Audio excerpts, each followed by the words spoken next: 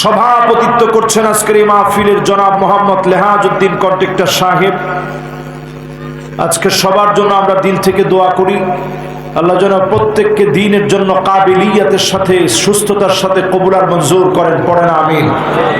উপস্থিত হাজারাত উলামায়ে কেরাম, ফোদালা, কোরামা, আইম্মা, যতজন আজকের এই মাহফিলের রৌনক হয়ে উপস্থিত হয়েছেন, সামনে বসা তুলাবা ফোদালা যারা আছেন, সাংবাদিক বন্ধুগণ, সম্মানিত মুরব্বিয়ান এজাম, তারুণ্যের উচ্ছ্বাস, দিগদিগন্তের দিকপাল তরুণ প্রজন্মের আমার তরুণ ভাইরা, পর্দার অন্ত আড়ালে এই মুহূর্তে শ্রবণরতা হয়ে শুনছে আমার মা এবং বোনেরা, সকলকে এক যুগে জ্ঞাপন করছি সর্বশ্রেষ্ঠ ইসলামের অভিবাদন।